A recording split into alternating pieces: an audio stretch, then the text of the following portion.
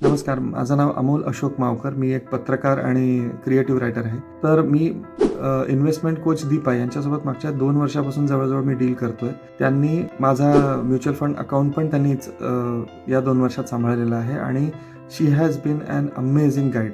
माझी रेग्युलर माहिती देत नाही, तर मला अलर्ट्स पण देतात. नवीन काही जर इंट्रोडक्शन असेल, तर काही बेनिफिट्स असतील, तर ते रेग्युलरली मला सांगतात. त्याच्यानंतर मला जर एखादी माहिती हवी असेल, तर ती बरेचदा असं होतं, की मी रिपीट माहिती विचारतो.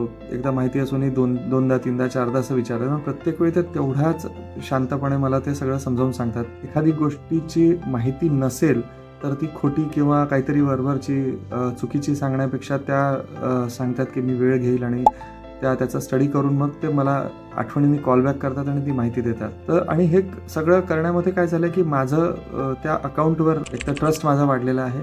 या दरम्यान मी हळू माझं इन्व्हेस्टमेंट पण वाढलेलं आहे. माझं सुरुवातीला 5,000 इन्व्हेस्टमेंट होतं. आता मी 15,000 करतोय. मागच्या 1.5 वर्षामध्ये वाढलं आहे.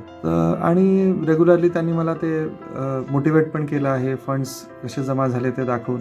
I have been a proper saver now. I have never been like that. Thanks to investment coach Deepa. Thank you once again. जेव्हा कोणाशी बोलत असतो इन्व्हेस्टमेंटबद्दल, कोणी पण मला विचारतं, तर मी अगदी बिनधास्त दीपाचं नाव सजेस्ट करतो. कारण की मला माहिती आहे की सर्व्हिस एकदम गॅरंटीड आहे.